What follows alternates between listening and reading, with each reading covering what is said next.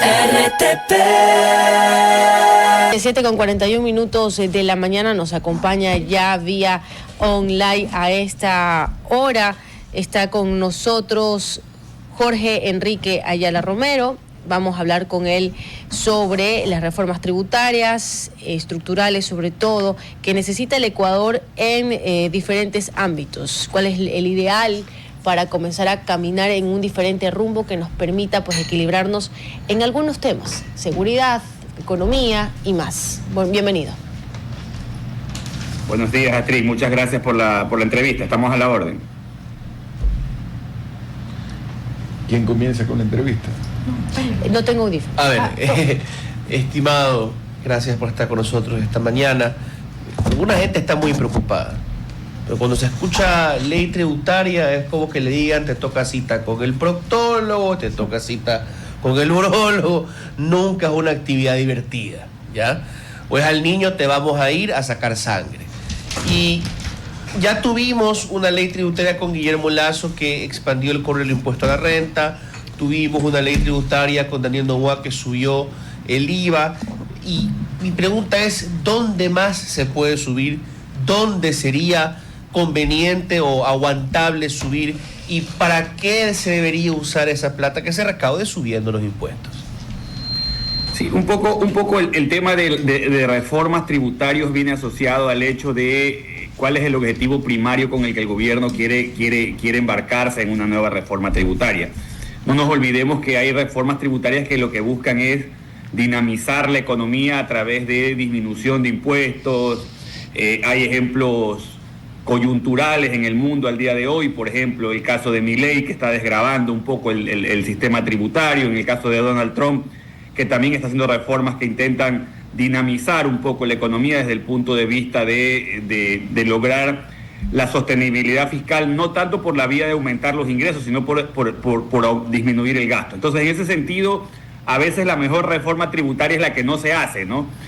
Porque todos los gobiernos nos han venido prometiendo que no van a subir los impuestos y sin embargo cuando llegan al poder se dan cuenta de que la reforma tributaria que necesitan tiene necesariamente que buscar incrementos en la recaudación.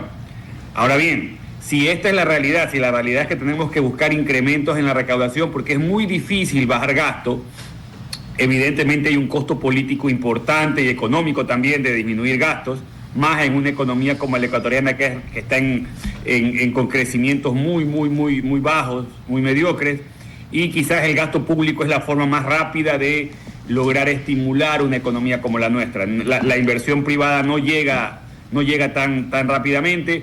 Así que en muchas ocasiones los gobiernos recurren al incremento del gasto público como mecanismo más rápido y más directo de estimular la demanda agregada y por tanto la economía.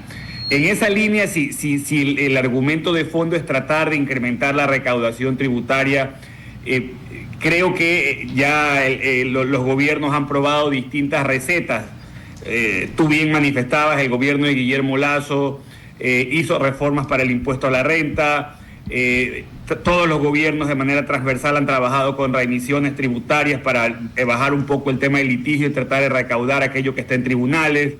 El gobierno de Daniel Noboa incrementó el tema del IVA a 3 puntos.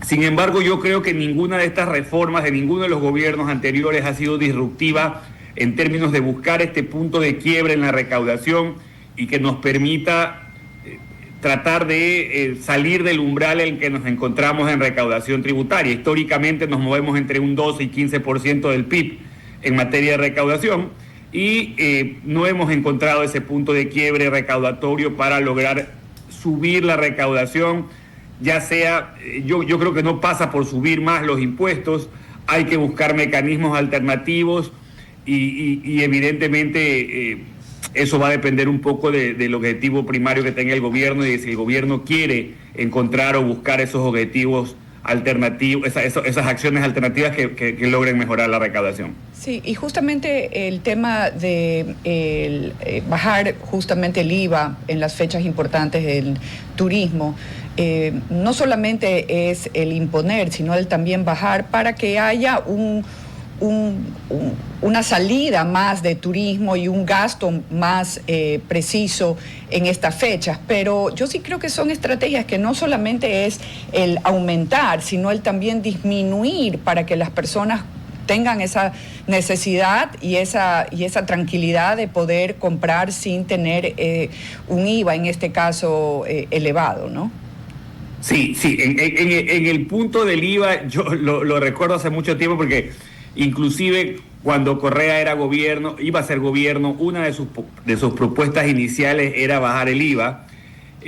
Yo estaba trabajando en ese tiempo en el Servicio de Rentas Internas y es muy difícil cuando tú quieres vía decreto hacer que los precios bajen, es decir, legalmente sí puedes hacer que el IVA baje, en este caso del 15 al 12, puedes hacer que el IVA baje. El problema de fondo es si los comerciantes asumen ese rol de disminuir ese impuesto por tan poco tiempo, es decir, con el costo que eso conlleva, y lo que hacen a veces es, sí, disminuir la recaudación del Estado porque ya no cobran el 15% del IVA, sino un porcentaje menor, pero no sabemos si en realidad al consumidor le están cobrando un impuesto menor. Esto en mercados poco competitivos es muy visible. Entonces, en realidad, yo creo que si se quiere dinamizar la economía y se quiere lograr que Ecuador se dinamice a través de la inversión privada, como decía, la mejor reforma tributaria es la que no se hace. Creo que llegue el momento en que tienes que darle estabilidad al empresario, tranquilidad de que las reglas del juego van a estar claras y que no las vas a cambiar. Y ojalá que el gobierno, si este es un gobierno entrante, digámoslo de esa forma, desde ese punto de vista, haga una sola reforma tributaria que incorpore todos los objetivos que persigue y hasta ahí llegue, no como gobiernos anteriores que tuvieron 8, 10, 14 reformas tributarias en el periodo. Y lo que necesita el empresario y la inversión privada para acometer sus recursos en el Ecuador es contar con estabilidad en las reglas de juego, ¿no? Estimado Jorge Enrique, en este sentido yo quería preguntarle concretamente cuál es el equilibrio ahí a tomar, porque si bien el presidente está tomando medidas también de cumplimientos de lo que se llegó a un acuerdo con el Fondo Monetario Internacional, recordemos que una de las tareas pendientes era el tema de la eliminación del subsidio del diésel, hoy lo hace de manera focalizada, aún falta más, y ha también dejado entrever en entrevistas, sobre todo la ministra de Economía, que podría existir una nueva reforma tributaria, algo que prometió que no se iba a hacer, pero que en estos momentos, debido a nuestra caja fiscal, vemos que muy seguramente va a ser necesaria. ¿Cómo equilibrar estas reformas tributarias? Y ahora que leía Diario Expreso, veía un titular que decía que los ecuatorianos han reducido 10 veces su asistencia a puntos de compras, por ejemplo, lo que quiere decir que ha reducido su capacidad adquisitiva al mismo tiempo. Y usted habla de que la mejor tributaria a veces es no hacer ninguna reforma tributaria para no afectar más a la economía interna del país. ¿Cómo se mantiene ese equilibrio entre lo que necesita el gobierno para cumplir con obra social y pública y lo que necesita para mantener también el poder adquisitivo y que siga circulando el dinero al interior del país? ¿Cómo se mantiene ese equilibrio en materia económica? Sí, creo que el gobierno ha hecho cosas importantes en términos de buscar ese equilibrio que tú manifiestas. Evidentemente la eliminación de los subsidios es un paso importante para, por el lado de el gasto, tratar de evitar que se desangre el presupuesto del Estado en subsidios que muchas veces son ineficientes. El tema de subir el IVA también ha sido un aspecto importante de este gobierno que ha logrado en algo equilibrar la balanza fiscal. Pero de nada sirve que aumentes el IVA si la economía no vende, porque recuerda que el IVA es un impuesto que se causa a las ventas, al valor añadido, es un impuesto al consumo, y si el consumo se detrae, pues la recaudación también cae. Entonces, yo creo que es importante que las reformas tributarias, si el gobierno intenta hacerlas, sean reformas, como te digo, disruptivas, ya no más de lo mismo, ya no más de seguir buscando sacarle plata a los mismos de siempre, al mismo 20% de la población económicamente activa, que es la que sostiene la recaudación. Yo te diría, y lo vengo sosteniendo hace muchos años, que hay que tratar de ampliar la base imponible de contribuyentes, que hacer que mucha más gente contribuya a la economía del Estado. Hay ciertos intentos de los gobiernos por hacer que cierta población informal, digámoslo desde ese punto de vista, contribuya, Creo que ese es un esfuerzo loable, hay que buscar que contribuyan todos en la economía. Te decía, ese para mí es una reforma importante, tratar de ampliar esa base imponible de contribuyentes. Hoy en día aquel que gana menos de $2.000, por ejemplo, no contribuye en nada. Yo te diría que podría ser interesante que alguien que gane menos de $2.000 contribuya con $10 al año, no lo sé, por ponerte un número y por hacer un ejercicio simple, pero que contribuya. Esto es un tema de corresponsabilidad fiscal, es como en la casa, el que no aporta en la casa no tiene derecho a exigir, el que no contribuye con el Estado tampoco debería tener derecho a exigir. Entonces un poco creo que la ampliación de la base imponible puede ser interesante. También creo que es importante buscar la forma de que en el gobierno de Guillermo Lasso se trató a través de un mecanismo de repatriación de capitales, hacer que regresen o retornen los capitales o los patrimonios de empresarios que están en el extranjero. No hubo mucho efecto.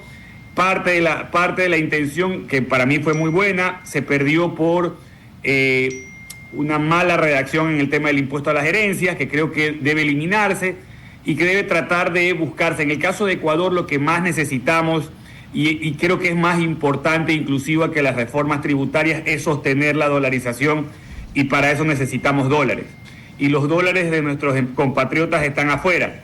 Una opción es hacer que esos dólares de nuestros compatriotas que están afuera regresen, que sientan que Ecuador es un buen país para invertir. Si nosotros mismos no pensamos que Ecuador es un buen país para invertir, ¿cómo podemos pensar que la inversión extranjera pueda venir?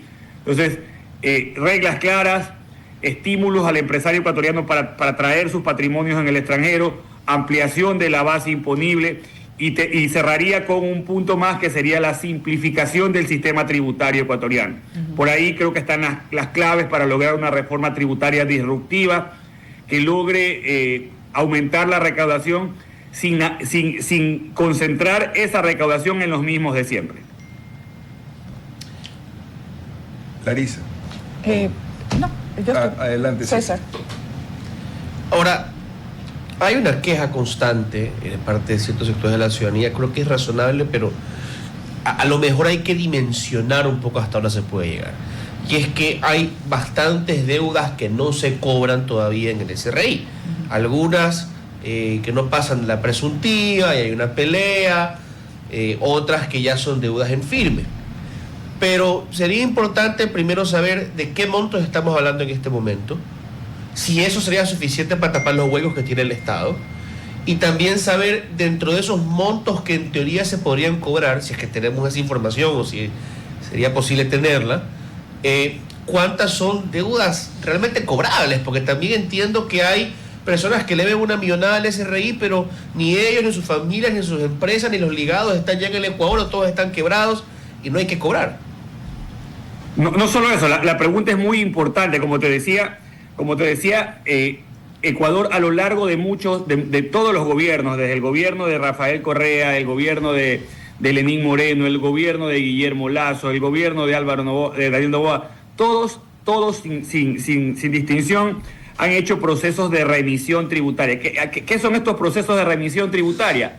Es decirle a la gente que si deja de pelear con el Estado por una deuda tributaria, el Estado le condona los intereses y las multas y solo paga el capital. Sin embargo, pese a ese tipo de estímulos, es decir, de decirle a la gente, ¿sabes qué? Si tienes una deuda con el SRI, págame solo el capital y no me pagues el resto, el contribuyente no siente, y estos procesos no han sido tan ventajosos como se pensaban. ¿Y por qué no han sido tan ventajosos? En muchos casos, César, porque la gente piensa que esa deuda es ilegítima. Y cuando tú piensas que lo que te está cobrando el Estado no es legal, tú quieres llegar hasta las últimas consecuencias para tratar de evitar un cobro injusto. Entonces, en muchos casos, no en todos evidentemente,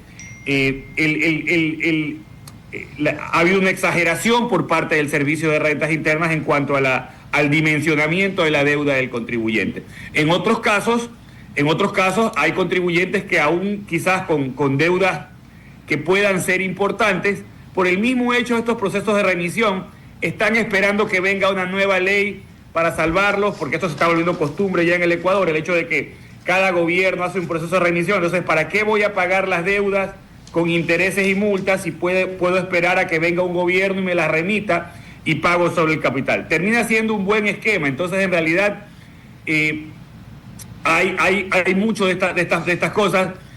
Hay deudas que tienen muchísimo tiempo en la plataforma del SRI colgadas y que no han sido cobradas.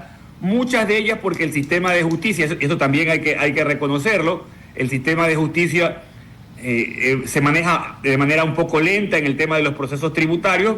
Falta de personal, rotación, falta de presupuesto, hacen que muchas veces los tribunales de justicia fiscales no tengan la capacidad para poder atender la gran cantidad de litigios que el SRI incorpora en los tribunales. Entonces, en realidad, por ahí también tenemos un represamiento de causas que hace que ustedes vean deudas que tienen mucho tiempo sin cobrar y que muchas veces sean porque no ha llegado hasta última instancia en los procesos de cobro, ¿no?